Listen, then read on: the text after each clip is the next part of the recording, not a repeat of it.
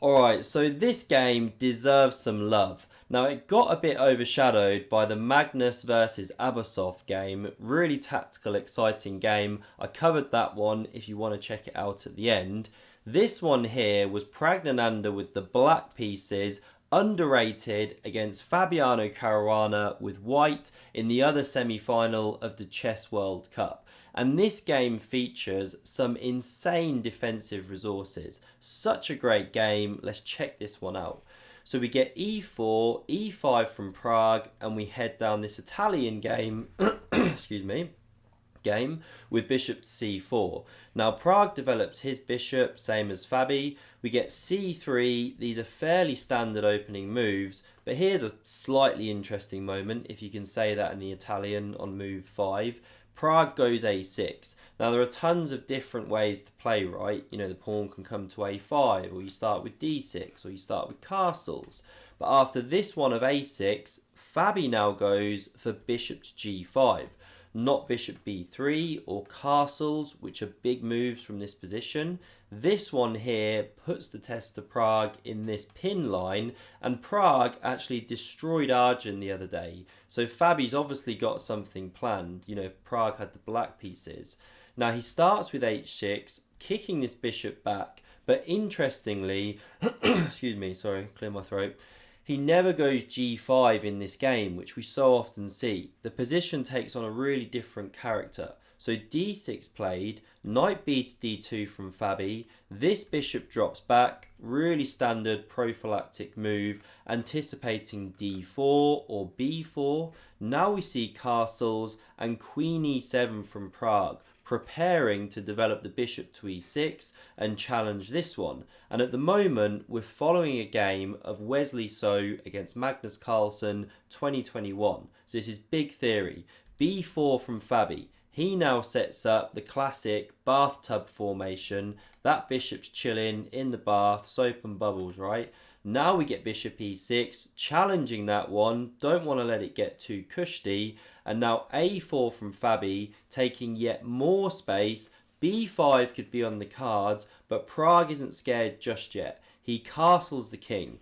If b5 comes already, the knight can find a home on a5. Different line. So Fabi decides to start here with rook to e1, and now Prague, he's basically run out of useful moves. You know, he's developed his bits, his queen's active, rook's connected, so he's got to initiate some kind of middle game plan, and this is key, because you can either go g5 here, second top line of the engine, or you can take on c4, which is what Prague does.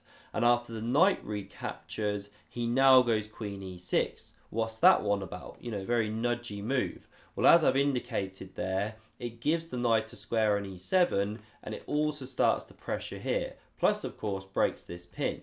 So after b5 from Fabi, the knight now drops back. We don't see takes, by the way. Black doesn't want to open the a file here. And now in the Wesley Magnus game, Wesley chopped on f6. Queen recaptures, and the game goes from there. But then rook b1. But the idea is, now just running back here, by chopping, you stop black from going g5, then moving this knight and initiating f5 with this knight supporting from here. But what we see in this game is rook b1. So you'll notice the players' times fairly level, but now Prague goes into a think, because he's got to come to terms with the fact, okay, Fabi hasn't chopped. Why hasn't he chopped? Why has he started with this? Why is he allowing me to go g5? And obviously Fabi would have something prepped there, right? So instead Prague doesn't go for the g5 stuff. He goes for knight d7. Excuse me, sorry. Should have had a drink. Don't have one next to me. He goes for knight d7, and now Fabi decides to chop this knight instead. The queen recaptures, and now he goes for d4. So the situation on the king side is clarified. Now he's pushing in the centre. Prague has to respond, and he starts with queen e6. Great move, targeting this knight and daring white to go pawn d5. Not a move you want to make positionally, because the queen just drops away. You know, the queen says e8 is best here. Maybe to not go to e7 and run into a later f5, not sure. But it says that one's best, and you've just opened up the bishop. Huge scope now. plus you've given this massive c5 square, so not the best way to play. So instead, Queen d3 is played and covers this knight. And one thing I forgot to mention earlier, when this knight dropped back, it covered this b6 square. Really important, because white was looking to go b6 otherwise, shatter the pawns, lock out this bishop. But now that that whole plan is not available, Pragg goes rook a b8 here to challenge the b file, and Fabi now takes on a6. Pawn recaptures and chops a pair of rooks, and things are getting really dangerous for Pragg. He takes a long time on this move. Look at his clock time, 51 minutes. Now he recaptures with the rook, and he's used, what, 25 minutes almost? Because he's realising there's big danger here. Knight a5 shows it. Fabi is really galloping into the position. What do you do to defend? Well, there's a whole host of lines, complex tactical stuff, starting with rook b6. This is what Pragg will have been calculating. But he goes for this defensive one, and it's really awesome, because after he takes, allowing this move, he's just given himself a square on c5 when he chopped off this pawn. So he critically picks up this tempo on the queen. The queen captures here, walking into the line of the bishop, yes, but there's no way to take advantage of it. Meanwhile, these ones are hit, and so rook a8 is played to cover this bishop. Looks really passive and miserable for Pragg, but at least he's gained this square for his knight. Now a5 is played by Fabi, so he takes that pawn away from being any kind of weakness, and he also fixes this one as a permanent target. Queen e8 now from Pragg, hits that powerful knight on c6, Fabi defends with queen to d5, and now this for me is one of the moves of the game. Pragg, cometh the hour, cometh the man. He's growing up now, 18 years old, really finding his stride this tournament. Bang, knight to d3. He's offering his knight to be captured here. But if you capture it, well, then black takes here, no problems, you're unravelling. Also, you're hitting this rook right now, and there's loads of pressure on this pawn. So what if rook f1, for example, just simply covering that one, still attacking the knight, maybe you can move, you threaten to take here, then capture the knight. Well, now knight f4 is the line. The queen has to move to c4 here to stay with the knight, and then there's bishop c5, interrupting the connection. Black's unravelling, just really great play. So, what does Fabi do in this position? Rook attacked. Well, he throws in knight to e7 check. Now, the queen does not capture this one, because then white takes the rook on a8. It's suddenly unprotected. A lot of tactics in the air. So instead, Pragg sidesteps the king. We see the queen take on d3. Now, there is an exchange of knights. This pawn is attacked, yes, but it's completely immune, because otherwise black's going to play bishop takes on f2 check, pick up the queen with the rook, classic tactic. So g3 from Fabi, perhaps preparing king g2, get the king off the dark squares. Also, of course, you give some luft.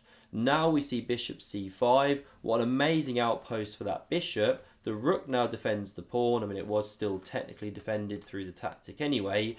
And now this is interesting, because Fabi can go e5 here. Looks great, start opening things up. But there isn't too much to fear. The computer just says king g8, yeah, you take, so what? Queen recaptures. Doesn't give too much of an advantage to white here, slightly better, nothing amazing. So instead, Fabi goes knight d4. He sees this as the more testing try, eyeing these weakened light squares. Queen d7, covers some squares, maybe looks to activate, and queen c4 now from Fabi, just keeping Pragg honest on that f7 pawn. King g8 comes across, covers the pawn. King g2, nice prophylactic chess. And now this is a strange move. Pragg goes for rook to a7.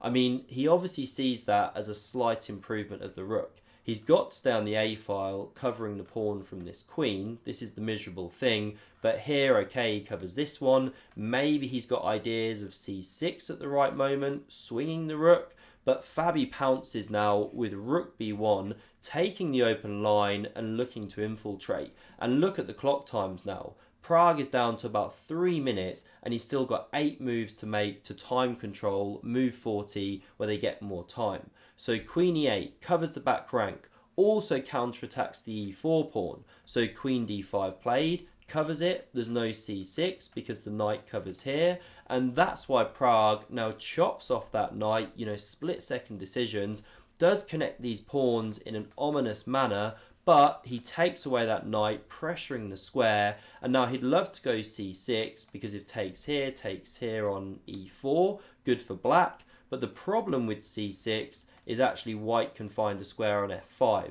Still cover the pawn, if you start kicking it can drop back here or f4, whatever, and this rook is going to invade. Horrible pawn structure for black, really tough endgame to hold. So g6 played, takes that square from the queen, and that's why Fabi has to do something about this pawn now, because c6 is a threat. But the best move is not what Fabi played. He should go king f3.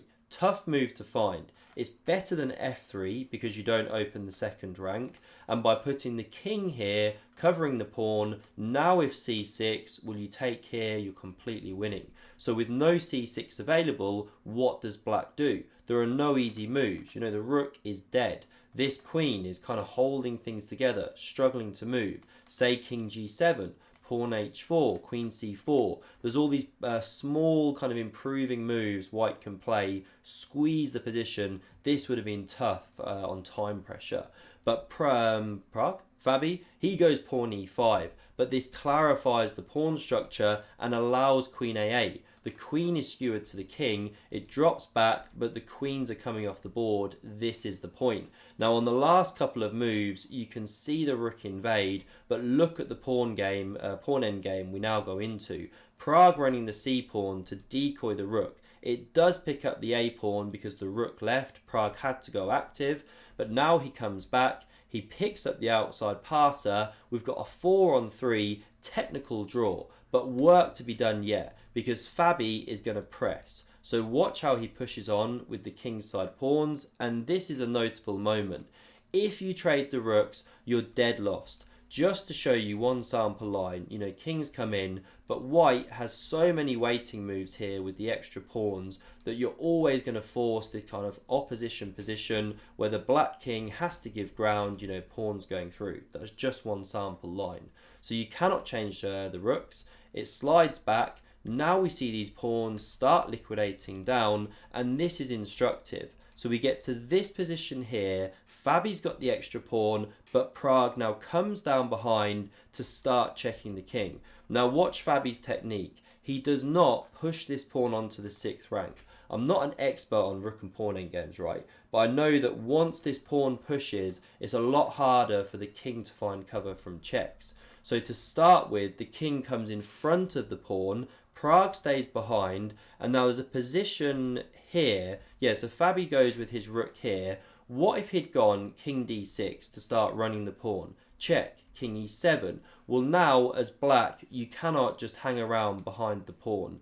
This actually leads to a win. If you just keep doing something like this, white's going to build the bridge, the pawn goes through. So coming back here, after king e7, you have to go to the side, start giving the lateral checks. What if the rook blocks here, by the way, to stop that check? Well, now you can come here, wait for the pawn to run down, then cover the back rank. Bring in the king, and you cover the key square. And anytime the rook tries to activate in any way, help the pawn go through, well, you start checking.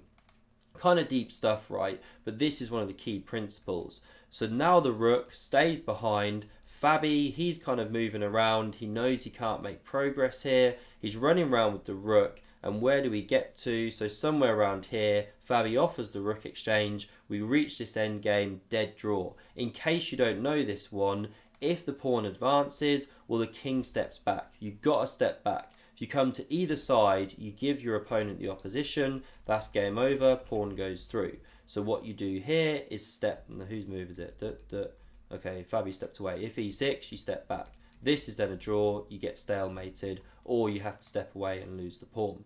So this was the final position. Pragg wanders in, takes the pawn, the game was a draw. What a defensive fight from Praggnanandhaa. Sets up a great day two. Now I'm going to try and get a recap up later of one of the games. It's going to be a bit later today though. I've got some social thing going on, so bear with me. I hope you enjoyed this one. Do check out the other game played in this round if you haven't seen it. Do subscribe to never miss a future video, and I hope to see you again soon. Thanks for watching.